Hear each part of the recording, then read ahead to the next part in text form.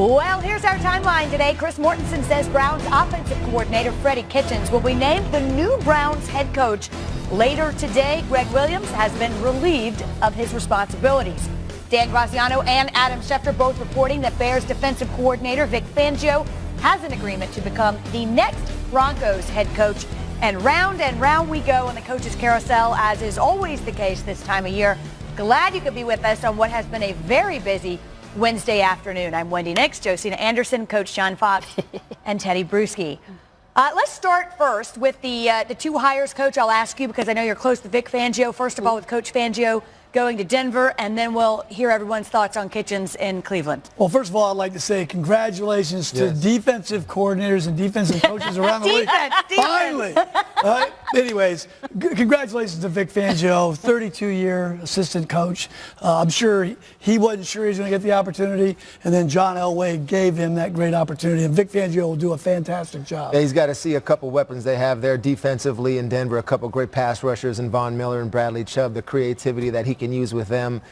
If I'm a Denver Bronco defensive player, I am excited because I saw Chicago and what they did all year long, leading those statistical categories in sacks and turnovers and third down and all those things they did so great at. It was because of Vic Fangio's scheme. Excited to get started when it does. Well, it's interesting because Fangio bucks the trend a little bit, Josina, because the trend right now at the last few days has very much been a young, offensive-minded head coach who can come in and work with and support a quarterback. That's certainly the case with Freddie Kitchens, who gets this job in Cleveland because of the last 8 games or so that he worked with Baker Mayfield.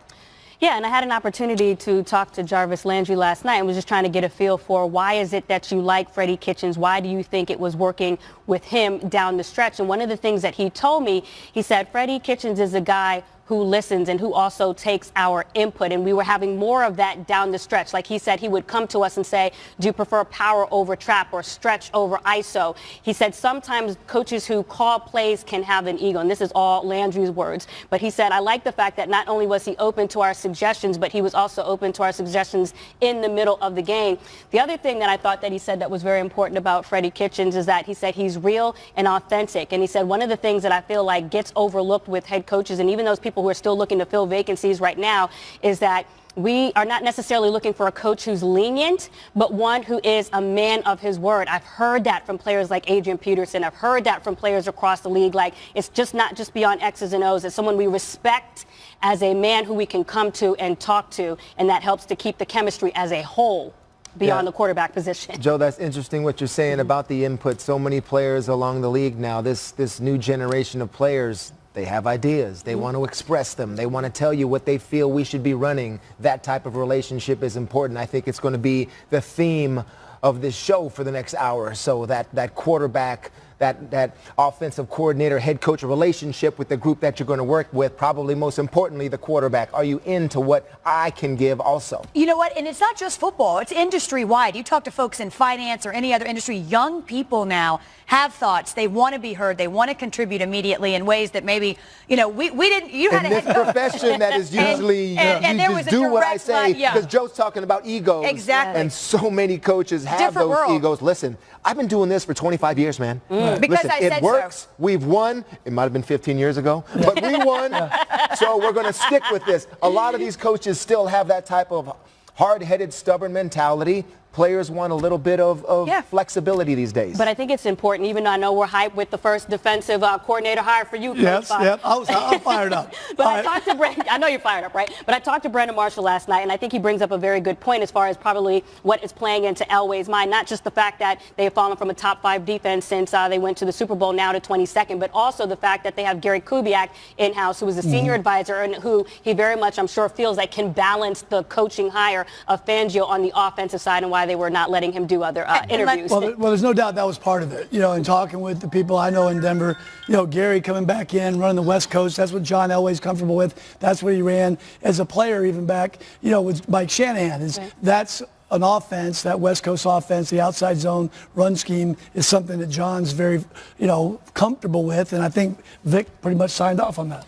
I think that Denver offense, it's It's not, I just don't think with Case Keenum, right, it's not going to be a 30-plus point a game offense. It is that zone running. Philip Lindsay is going to be a star. Those running backs, those type of ball control, play action pass type of thing. You need a dominant defense to win championships with that type of offense. And listen, and he also mentioned that beyond having Gary Kubiak and thinking that was a very good idea, I'm talking about Brandon Marshall, but he did underline the importance of the impact of that trade, Demaryius Thomas, and what that had on the offense, and also the fact that they've not been getting the play from the quarterback position. So regardless of the fact that you have Fangio there to augment and enhance the defense, you still have to address the quarterback position. You still got it. And they averaged 19 points per game over the last 2 years, and that wasn't enough regardless of who was on defense. I'll say this. If Keenum's your guy, all right, and you want to go with that. And I think there's a big question mark there. There is. If Keenum is your guy, you need those receivers like he had in Minnesota, in the Thielens and the Diggs, that type, because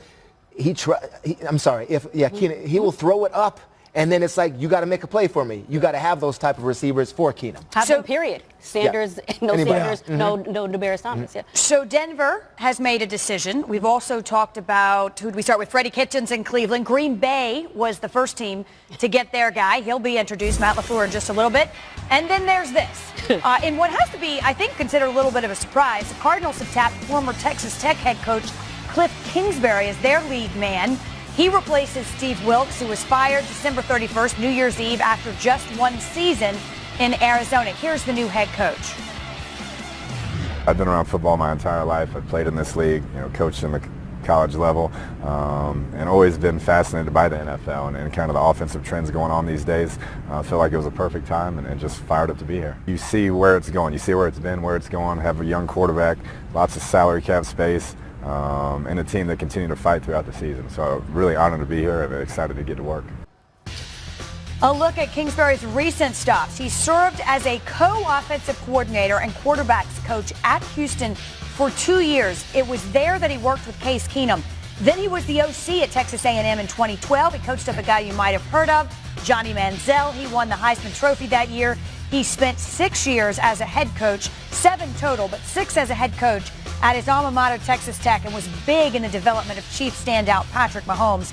And it is clearly the case that they want him to work with their new young quarterback in Arizona, as we say hello to Pedro Gomez, who is there now awaiting Kingsbury's introductory news conference at the top of the hour. And Pedro, first of all, how did we get here? How did the Cardinals settle on Cliff Kingsbury? You know, Wendy, this is a story like many that goes back in time. Steve Keim was very high on Patrick Mahomes during the 2016 season, which wound up being his last season at Texas Tech. So leading up to the draft in 2017, Keim spent a lot of time in Lubbock watching Patrick Mahomes and talking to Cliff Kingsbury, the then head coach of the Red Raiders. That is where the connection started. So it's one of those things where you never know what's going to happen down the road. And interestingly, that's where Keim and Kingsbury started their relationship, and look where it's led to. In about 60, 70 minutes, he will be introduced here in Tempe at the Cardinals facility. Well, Pedro, the obvious next question is, what does this mean for the young quarterback, Josh Rosen? Well, this means they are all in on Josh Rosen. Look, they need to get him some wide receivers. They need to get him some playmakers. David Johnson, obviously, is a former Pro Bowler, but they need to get more weapons for Josh Rosen. They could have up to 10 draft picks this year. They have 7 for sure. They could add 3 compensatory picks. They need to shore up that offensive line. So many times during the season this year, you saw Josh Rosen really harried. He was behind the line.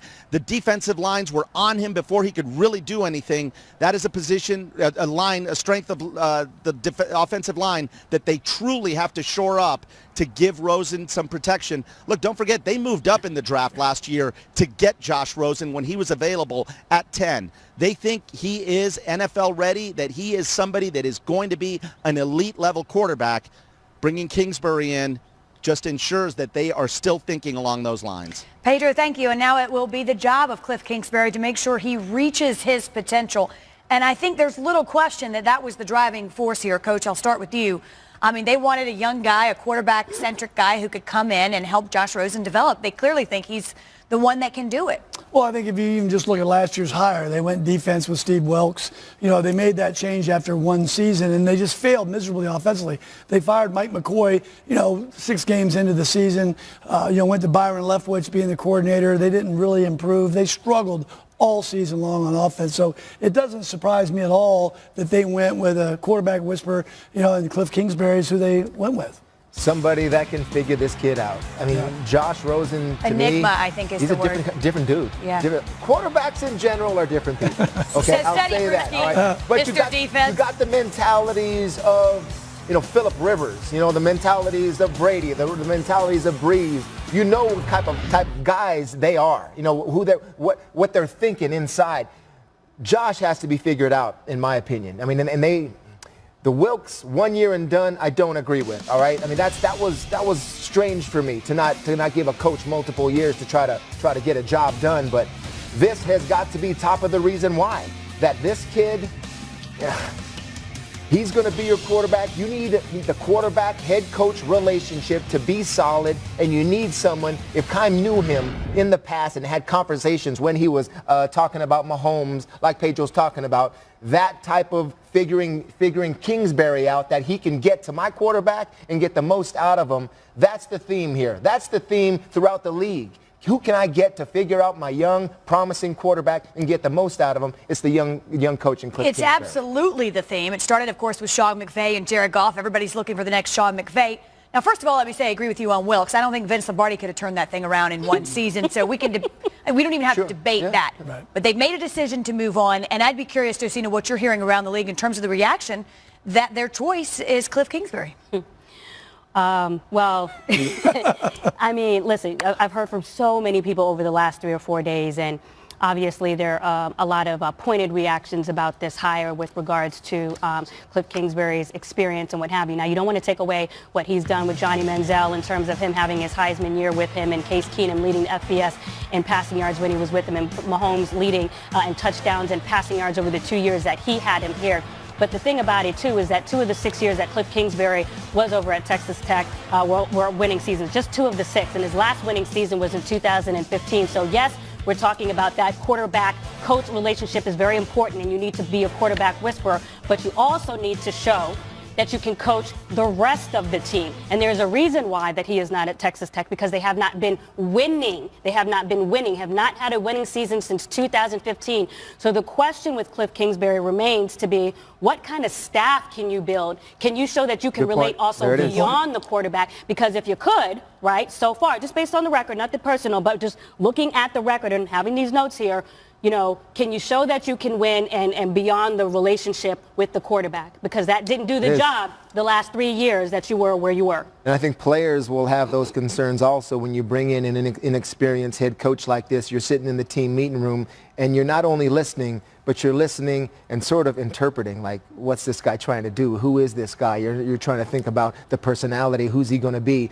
Josina, I think you're right. The hires are crucial for Cliff. I think it's going to be, you need good coordinators, positional coaches with head coaching experience that you can lean on, that your players in the individual meetings and then the breakup meetings can see that these experienced coaches, they got your back and they're the good coaches. And so you figure out as a player, all right, we got this young, possible prodigy head coach that can help us out. You're here to help out our quarterback. You do that, we'll take care of our Listen, jobs. Sean McVay, Wade Phillips, and also it's a little unfair to Sean McVay to say he's just about the quarterback. I mean, this guy's exceptional. Not that other people cannot do it, but he has some of those CEO skills that are necessary. But that's my point. That's Sean, and that's my point. But also, Anthony Lynn has shown that with San Diego, absolutely, that he can have the humility to bring on other people who are head coaches, right, and also give you the feedback. But I think that this is a very important point when we're evaluating these coaches moving forward, is that I think when you look at the hire in Green Bay with Matt LaFleur,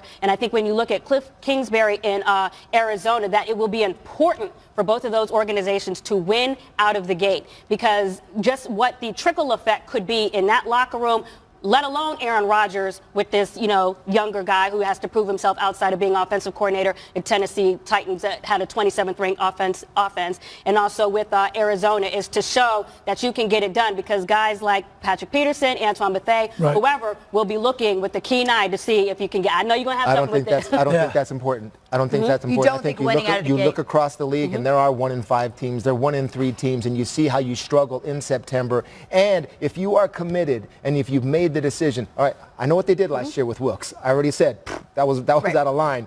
But now I think even after that example, you got to be in with Kingsbury to give him that project time to let these things develop. And if he has a plan, and then from upstairs all the way to Cliff and everyone, we have the plan, we're not going to just bail on it. If we have a bad September and October, you're going to stay the course. And it's going to get rough, and it does. I mean, just go back and look at Frank Reich and what the Indianapolis Colts went with. As far as first-year head coach, all right, you start off 1-5.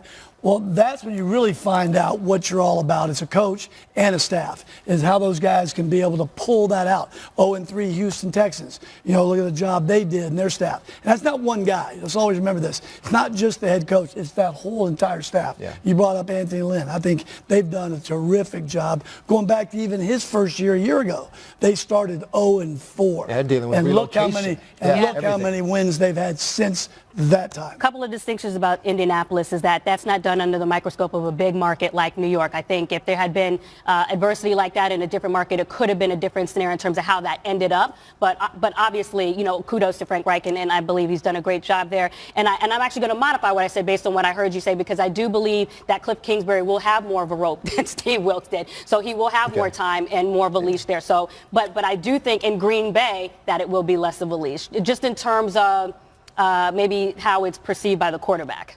All right, so we've got Green Bay, as we mentioned. They were the first to make a decision with Matt LaFleur. Then Cleveland, Denver. We talked about Arizona. We're not done. He's back.